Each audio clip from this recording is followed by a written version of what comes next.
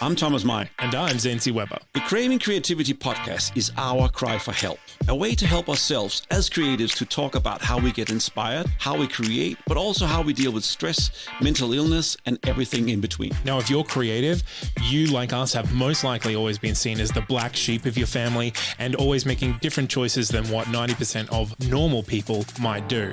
Not going for the safe choice, but always living a little on the edge. With the Craving Creativity podcast, it is our hope to create a safe space where we can talk about being creative. We want to build a community of like-minded creatives and help each other. Subscribe, email us, and be part of the creative journey. This is Craving Creativity, and I'm one of your hosts, Zancy Weber, here with Thomas Mai. And this is episode 17. 17. We're getting up. We're almost at 20. Oh, 20 episodes. In our late teens now, man. Yeah, I will say that's not too far away from like 6 months. Oh, yeah. Wow. We stood each other that long. Yep, that's right. So we're going to be talking today about the thing that everyone struggled with over and during COVID, and other people struggled with all the time, is making a living creatively. So using creativity to make a living. Yes. To actually earn enough money to live on.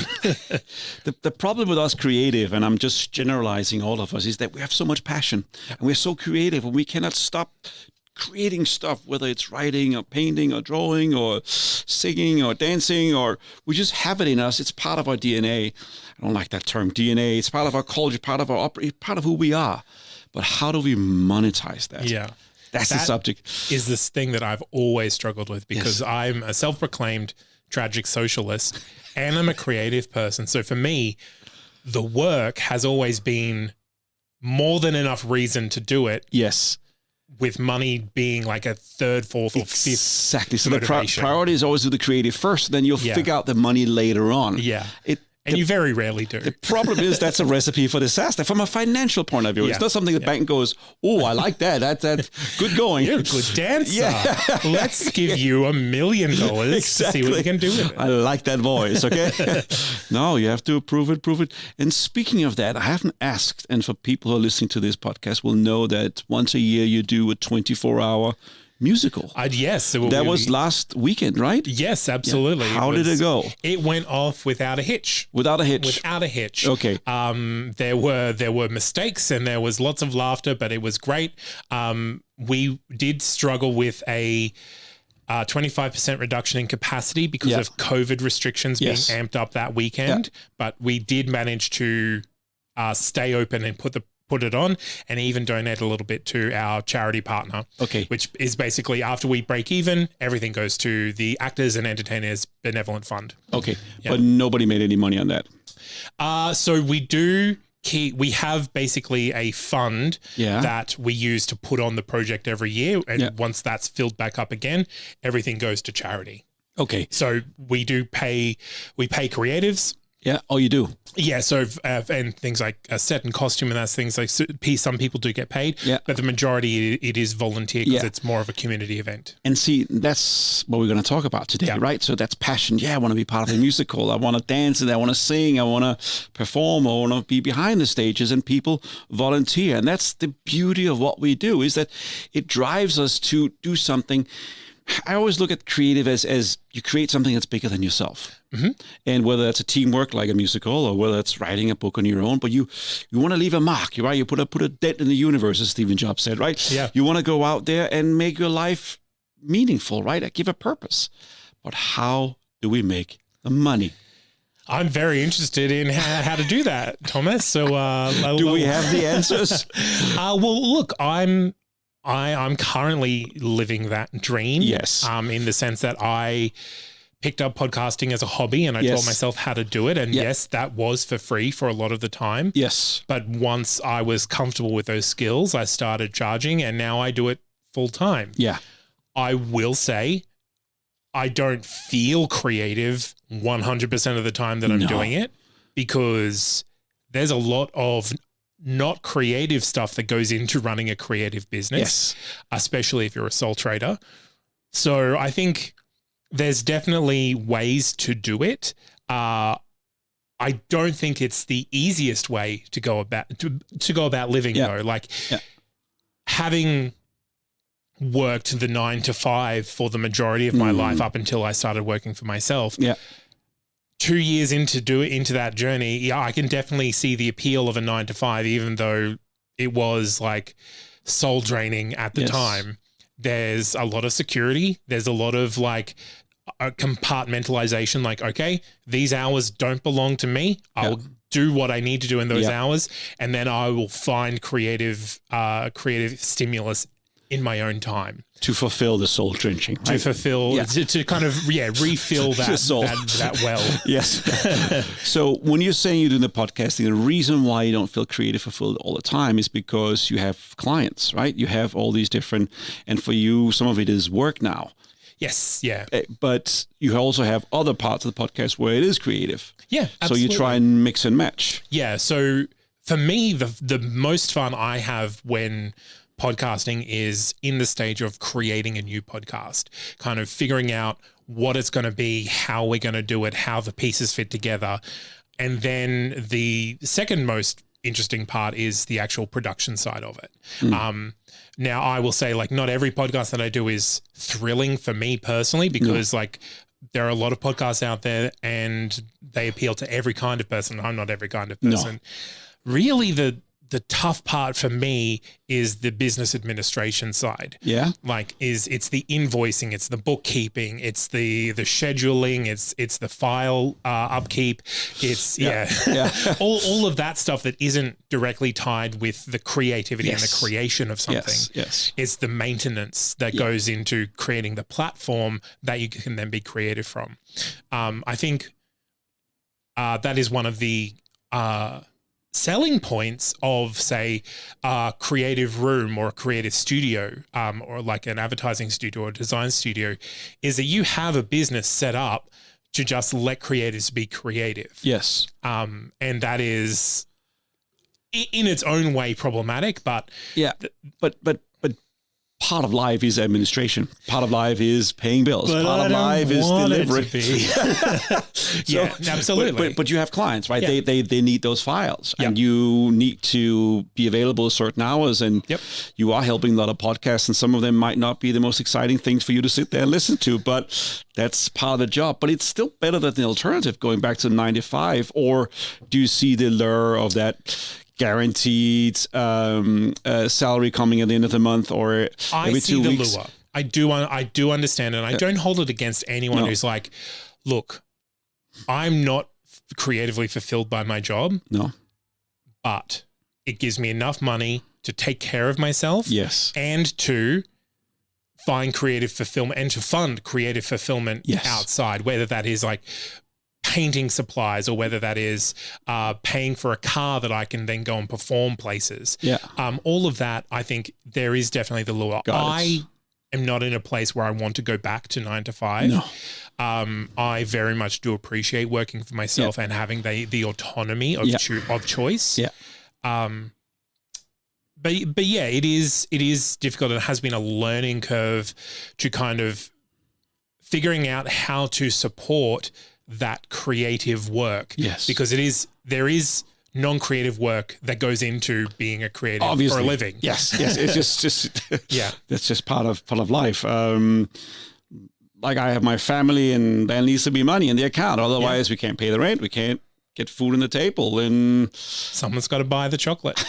It's not always the chocolate, okay? Someone's got to buy the radish. Just the bread, right? But yes, chocolate once in a while is good. What is your perspective on this? Because you've had a whole bunch of different creative, I guess, careers. I've done a lot of different stuff, and I would love to just be creative all the time, because it's so fulfilling. Or researching, I think we spoke about, if you go down a rabbit hole, you research something, this is so exciting, this new thing, you can do this, you can do that. And I love that, but it doesn't pay the bills, right? So I am, as you know, we share a podcast together called Memorable Marketing. I'm going to put a link to the show notes. It's about business. I do that for a company, but then I also have my own company where I create campaigns, and I'm running one for you. Put a link to that in the show notes as well.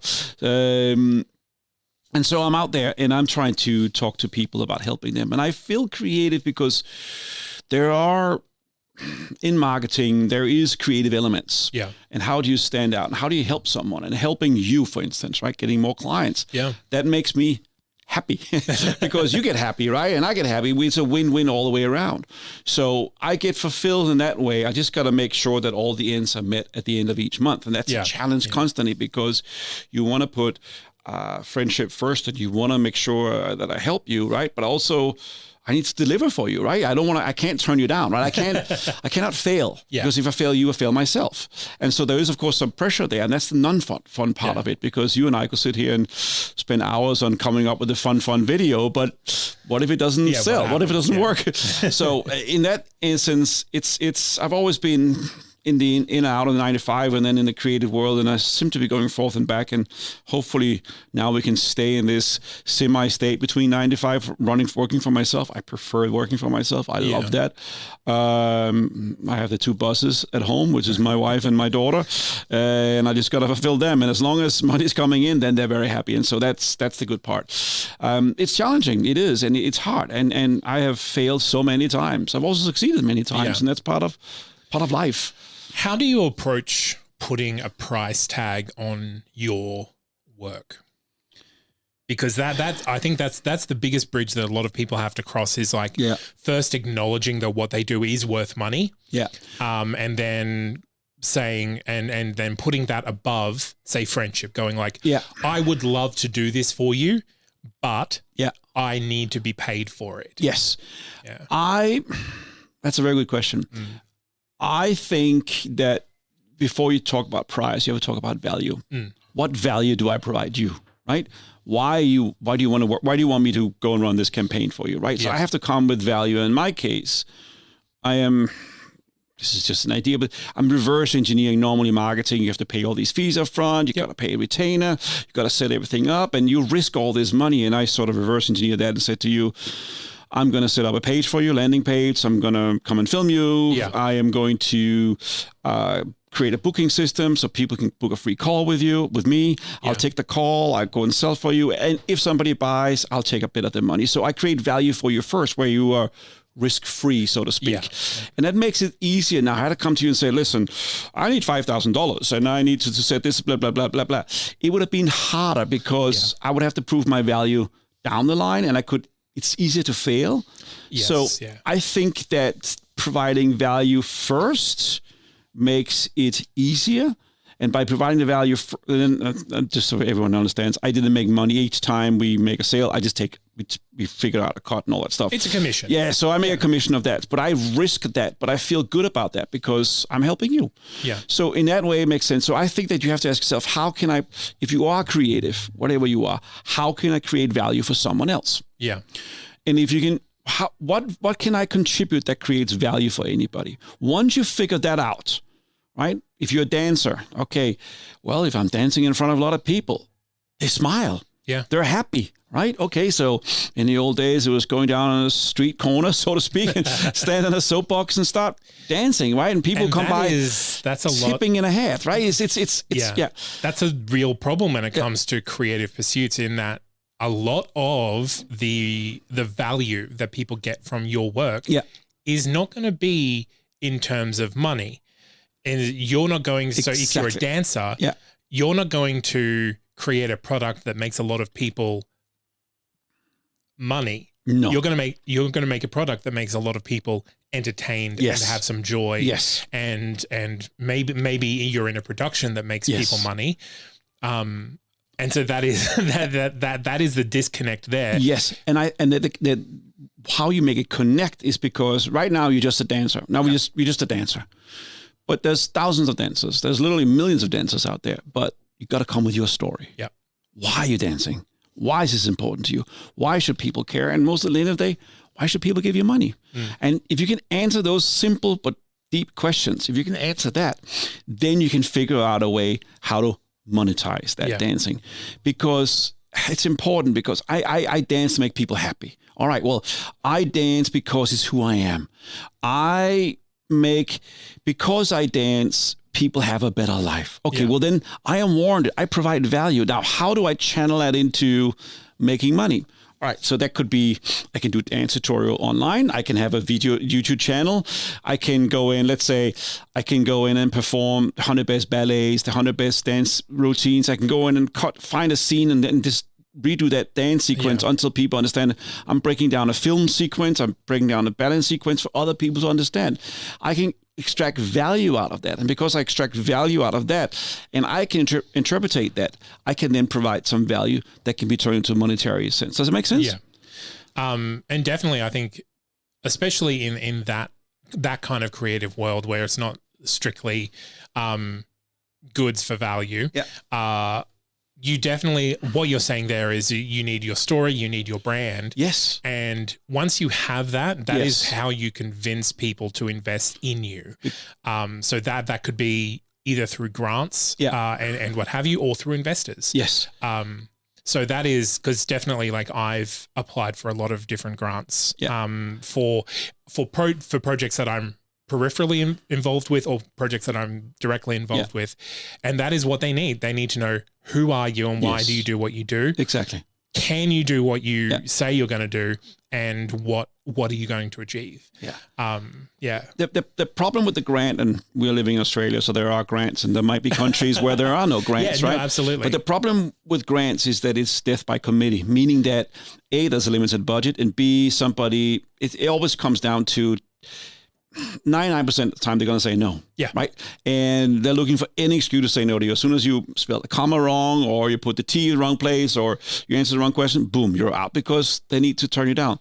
And surviving on grants is a very tough life. Well, that's why, because it's very finite. It's a tournament, right? Because you're touring against everyone else. Whereas if you go out and use the internet, social media, YouTube, Facebook, TikTok, I don't care what it is. Go out and promote that, there is an infinite amount of people who can then end up watching you, who can maybe have a stake in what you do. Absolutely. And that's what I was trying to draw, is there is a synergy there. Exactly. Because those other things that you're doing that support you and support your brand, that gives the people who are you're looking to give you money, that gives them a much more vast insight into who you are and what you can do and what your capabilities are. Than just writing things on a piece of paper or going into an interview and saying, this is who I am, this is why I do what I do. It's like, this is everything that I do. Let me do it for you. Yes. Yeah. And the tournament versus the infinite model is just, I've said this before in one of our earliest podcasts. If someone had come along to Charlie Chaplin 80 years ago and said, there's this thing called social media, you can, by a press of a button, reach millions of people, he would say, sign me up. We have these what an amazing time to be alive. It's also a very stressful time, and a lot of stuff that is hard, but we live in an amazing world right now, because we can, a press of a button, you and I sit here, talk in Fortitude Valley in Brisbane, and somebody in Namibia can sit here and listen to us, right? And it's phenomenal that we have these possibilities. So instead of thinking, I can't do all this stuff, what can I do with what there is? There's just so much. There's so many capabilities there wasn't 20 years ago. So I think we step into that and use that and see that as a stepping stone, not be afraid of it, but embrace it. And I think no matter what you are, what kind of creative person you are, you got to step into this and embrace it and not be too afraid of it, or not holding back, or you don't belong, or how can I make a difference? How can I make a dent? Because when you're dancing, or when you're drawing, or when you're writing, or when you're filming, or you're singing, or you're doing a musical, you feel the connection. Can you channel that connection into a medium that is on a camera, that is on your phone, that is on your laptop, that can transfer it out into the universe? I think that's the connection, because you were talking about disconnection before. So those two things, how do I provide value, and how can I channel my passion out to the world? Because if you can channel your passion, somebody else is going to come in and connect with that. And we creative, we are passionate. That's our mojo, man. Once people connect, be prepared to put a number value on your time and talent.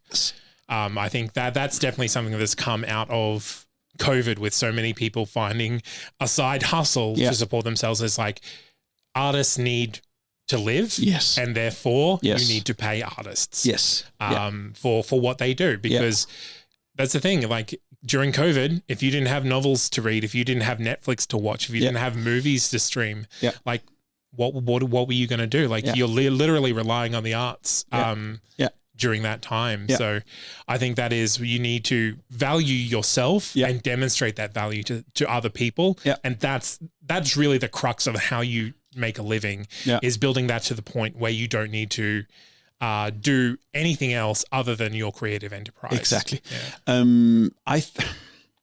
We talked about Patreon before. And for those who don't know, it's an amazing, people can go in and give you $1 a month, $5 a month, $10 a month. Again, it's just another potential revenue source. And it doesn't sound like a lot with $10, but if 1,000 people do, it's $10,000 a month, you know, and 1,000 people sound like a lot, but you know, you got to start with a small following, right? Jesus started with 12, and I'm not going to put religion into this, right? But he started with 12, right? And any movement starts with a small number of people who go out there. What we're trying to do, right? How many downloads do we have currently? That's a lot, but we've probably got around 7,000, 10,000, 15,000, somewhere around there. So we don't know for a fact, but that means somebody is, besides our moms, is actually out there. I know my mom isn't listening to it. Neither is my mom. She can't even spell the podcast. She doesn't know what it is. So there we go. Not even our moms are listening to this. But hopefully people can hear that you and I, we're being honest, we're open, and we are being ourselves. And hopefully we're providing value. So this is a great example of providing value where people can then listen to us. And at one point, hopefully we can monetize. I think we've made like $10 so far, right? So far. So we're saving up for a lunch between us. That's the what first brick in the wall. But you got to start somewhere.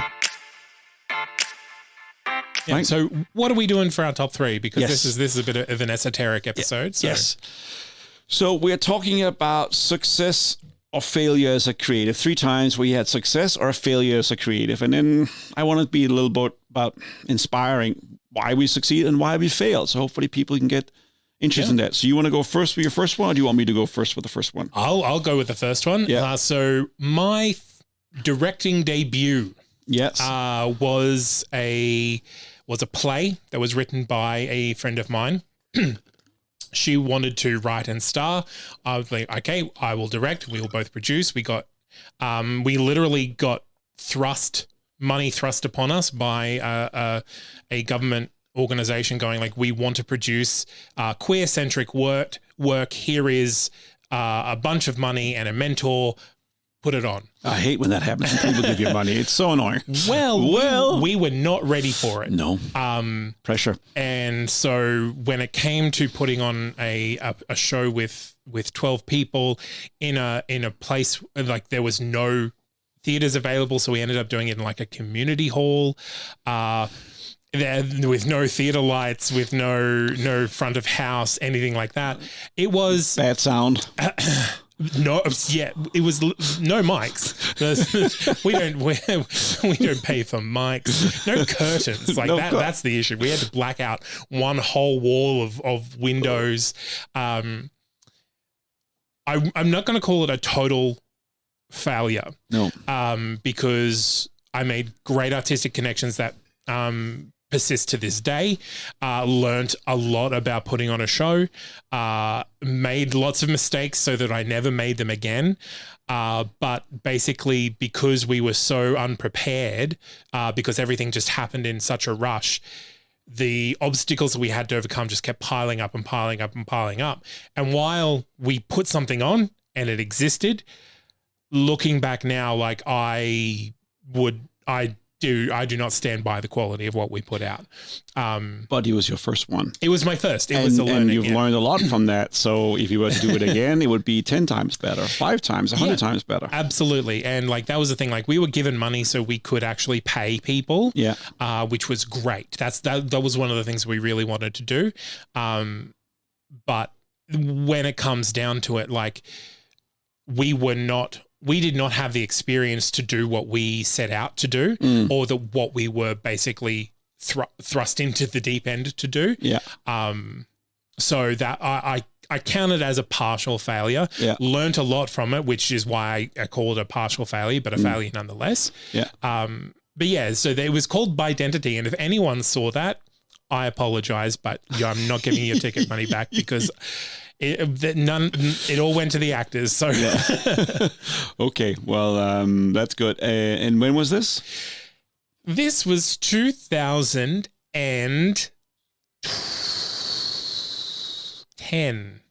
2010, so 11 years ago. Wow. Yeah. Okay. Yes, 2010, and then my first musical was the year later, which was much better because.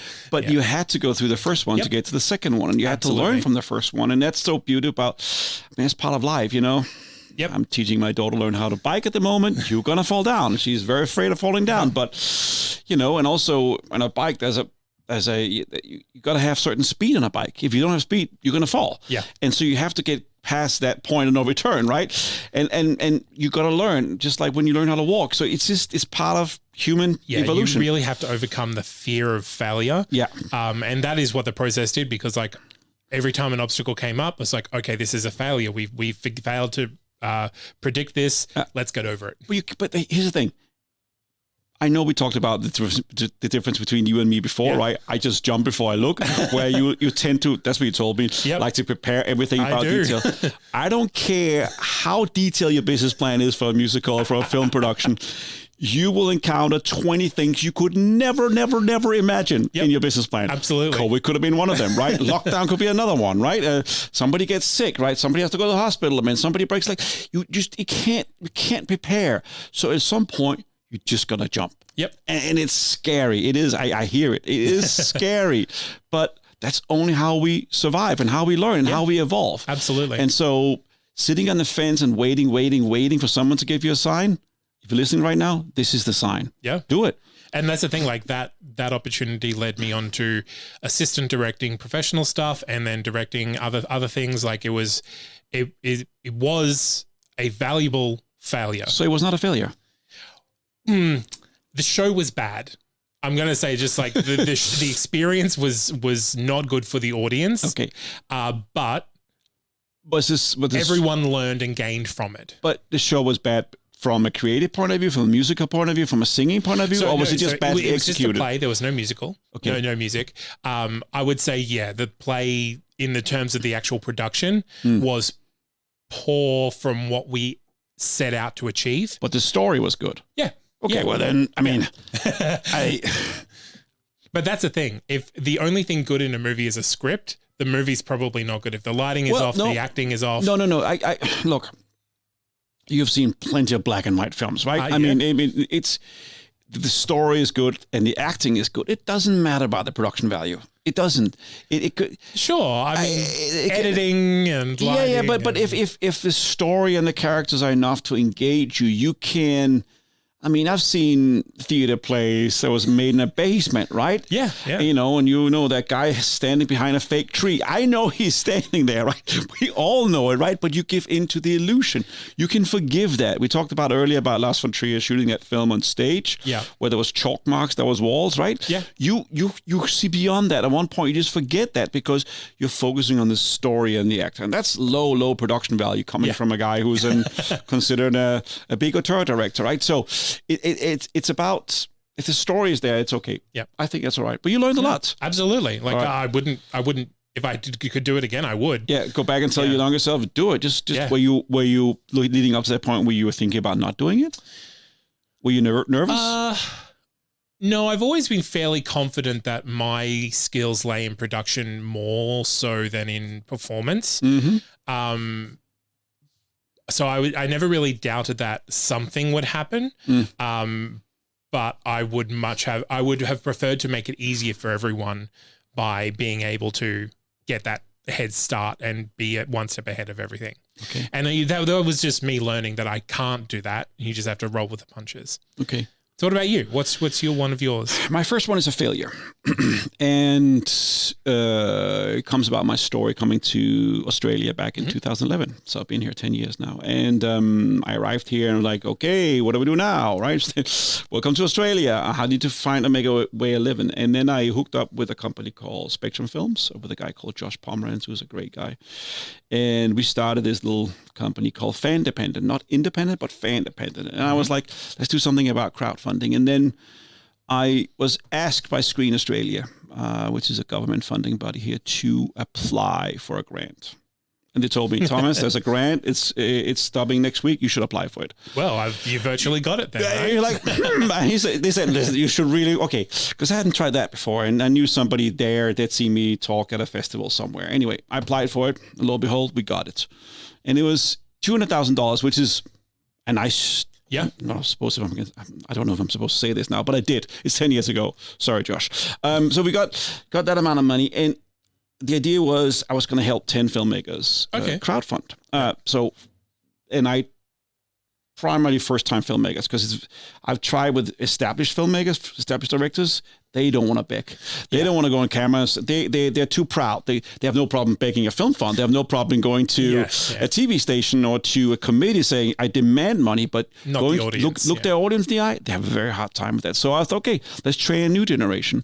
And we did 10, we did 12, we did 15. We raised quite a lot of money, more than I think $1 million, which was awesome. And we launched. I've spoken about some of the other films before. I'm not going to go through them, but it was a success in that regard because we got all these things, and it sort of introduced me into society. But the money ran out. Yeah, for obvious reasons, and we were supposed to take a fee, and nobody wanted to pay that fee. And then I went out and tried to continue that business by myself. Yeah, and where I failed in my business plan was that I got contacted with filmmakers on a daily basis, 2, 3, 4 people. Hey, we want to work with you, Thomas. But they all expected me to do it for free. Yeah.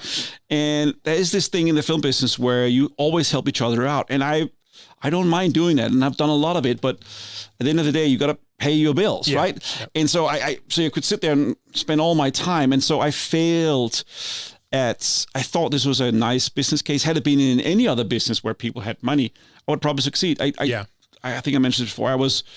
Because I did 28 crowdfunding campaigns. That's a lot. You'll learn a lot from doing 28 crowdfunding campaigns for first-time filmmakers. And some are misses, some are hits, and some are okay. So there was everything in between there. But you get an experience. So, as I mentioned before, so you get a lot of experience. You know exactly what's happening. But I failed because I couldn't make money off that, even though I launched a lot of careers. There was an Afghani woman. Her name is Shana Shabut, who unfortunately is caught in Afghanistan, in Kabul. She's trying to get out as of this. I don't know if she's out yet, but she made a film, the first film, got into Cannes, got into Director's Fourth Night. She won Director's Fourth Night. Amazing film. I helped crowdfund $100,000 for that. I mentioned Gaby Baby before on this show. Also got $100,000 for that. I helped a lot of films launch filmmakers, first-time filmmakers, and it was just amazing because it was this new way of doing things. But I failed in creating money for myself. If that makes sense. Yeah. My next is also a failure. This is a total failure as far as I'm concerned. All right. In the sense that I neglected to make money freelancing while I had a full-time job because I had a full-time job. Yeah. I enjoyed doing creative graphic design work. Yeah. So I would just do it for free. Yeah. That went on for the majority of my career up until a few years ago when I was like, okay, no, I need to start looking at going full-time freelance. Yeah.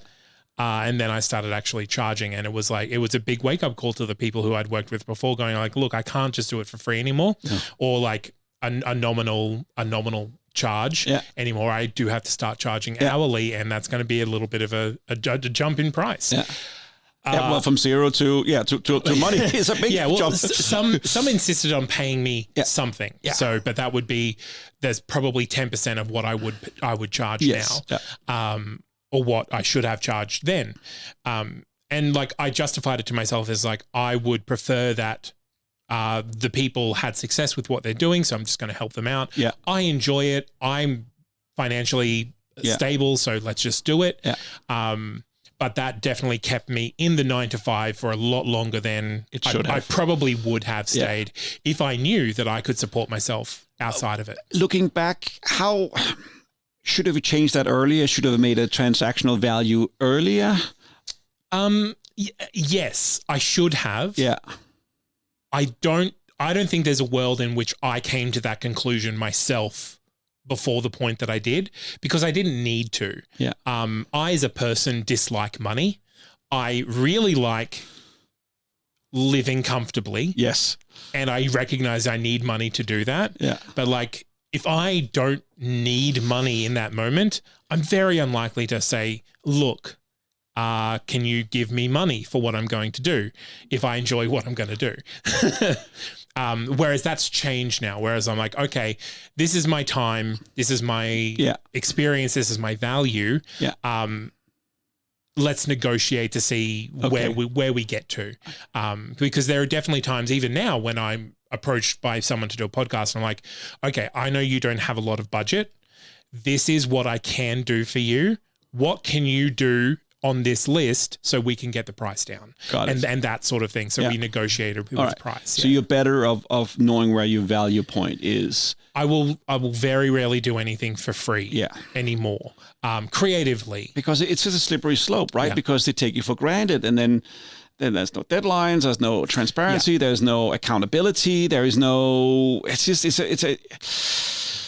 and like that's the thing, like I didn't want it to be a business, and so that's why I didn't approach it like a business. But now I think because I want artists to get paid, so I need to lead by example, and as an artist, ask to be paid. That was a great article, and I'll see if I can find it online and link it to the show notes. But there was an article I read a while ago, and it says, "No, I will not read your effing script for free." All right, and this guy, because when you live in LA, right? I mean, you go to the laundry, to go down to your clothes, you start reading a script. 3 guys or women will come up to you and say, "Hey, why are you reading a script? I got a script right here." Everybody has a script, right? Yep. and you go into a restaurant or a waiter, everybody has a script they want you to read, right? And that's just because of the nature of Hollywood and LA, and and it's beautiful and funny and romantic and cute, but it's also very annoying. And there's only so many hours in the day, and I don't like reading scripts. I really don't like reading scripts. Yeah. And the problem is if you read a script, not only have to read it, so you have to make an opinion, but then people want notes on it. They have to go back and give you and tell them, well, you should fix this, you should work on this. And then we have to enter this dialogue. We have to set up another meeting. And it's very, very time consuming. Just print a shirt. I will read your script for $100 a meeting. And then they keep following you up on you. And a week later, once you read script, well, I'm doing this paid work right now. And so they get annoyed. So it's just a great, hopefully this article still exists. And it's just because when you are a film producer, you get offered a lot of scripts all the time, and I am not a fan of reading scripts. I really am not. Okay. I don't like it. And I think I mentioned before, if I'm not in by page 15, I'm out. I'm sorry. I just can't do it. So sorry. I just a little sidetrack. No, absolutely. So what was your number 2? Number 2 is a success. In 2006, I moved to Los Angeles. To chase a girl, then moved to San Diego. Someone from Denmark, long story. I mentioned it before. She was the one whose brother died. Yes. We mentioned that. I can't remember what episode that's in, but he had this lymphatic cancer and he died very rapidly, unfortunately. And she went to work with Tony Robbins, who was in San Diego, and I follow her along as a guy. So I moved to LA. And I landed there with my 2 suitcases, just like Australia. What do I do now? And I had a network of people that I knew, and I was good at selling, meaning I had all these contacts in the film sales industry from foreign distributors, which is valuable. And I was like, and I met this guy. Well, I met him before, R.D. Rupp. I'd helped rescue his project, which is called Don's Plum. This is a crazy side story. You're not going to believe this, but it's absolutely true. So Tobey Maguire and Leonardo DiCaprio had made a film called Don's Plum. Sure. But they did. It was a short film that got turned into a feature film, and R.D. wrote it and directed it. Oh, okay. And DiCaprio's star was rising, and so was, what's his name? Maguire's as well. And from what I understand and from what I read, they were excited about it, but their agents were not, because here was a film that was unsanctioned, uncontracted, it got into a huge mess, got into a huge contract issue, and it got in front of a judge in America, and it can never be released in America. But the company I was working for, we picked up the rights to it we finished the post-production in Copenhagen at Centropa at Lars von Trier's base, and we got it out in the world. And so that was my backstory. So when I landed in LA, I knew RD, and we started going around and blah, blah, blah. We set up a company together. It's called Send America, and we started reading scripts, a lot of scripts. And we read out 100 scripts. And that's why you hate reading scripts. But out of the 100 scripts, we found one. We found one gem, which is a film called 1.0. And we both loved this script together with a guy called Carl Gates. And basically, we were all off with the scripts, and I went around and pre-sold for $1.4 million out of Germany, Japan, I can't remember all the countries. But that money allowed us to access a fund, which allowed us to access another producer, which, long story short. But within a year of landing in LA, I got a film up and running. And this film called 1.0, it ended up in the main competition, Sundance. Yeah. So that was a success story. Excellent. And I was just going for it 100%, just believing in it, and this will work out, even though multiple times it could have gone wrong. Let's just put it that way. We shot in Romania, of all places, but that's a different story. Jeremy Sisto played the lead in the role. Okay, yeah. And Deborah Kara Unger was in it, and what's his name? Oh my God. Oh, one more person. It's embarrassing. I'm going to link that in the show notes. Okay, link it in the show notes. My final one's an easy one. It's TNC Podcasting. It's almost 2 years now. I jumped into it at the beginning of COVID and had no idea whether it would work, but I kind of came in with one client. Yeah. I got another couple clients, and that's kind of been it. I've managed to set up a business in which I can decide who I work for, how I work with them, and live off those proceeds. It has, I'm going to say, it's been a big learning curve, but I'm happier now doing what I'm doing day to day than I ever have been working a 9 to 5. I am a fairly independent person, and I get along mostly with my managers, but like, there's nothing like being your own manager. No. And boss. Yeah. I kind of hold myself to account enough, I think. So I don't need to be reined in. But yeah, so that's it. Because it's ongoing. So I'm calling it a success, even if it falls apart in a year. Podcasting goes out of the window because, I don't know, we start communicating telepathically. I think it's been a success. Yeah. Nice. Well, that's actually also my third one, because in between success and failure, we're doing this podcast, and I don't know. Well, right now I'm having fun. It's very creative. I'm really, really liking it. It'll be nice that at some point we made more than $10. It sure would be. But I'm really enjoying this, and I'm really enjoying working with you on this and having fun with this. So that's my third one. So it's in between because it's success because it's fulfilled my criteria creatively, because I enjoy doing this. Monetarily, we still have some ways to go, don't we? It'll happen one day. One day. Dear Audible, we would like one sponsorship, please.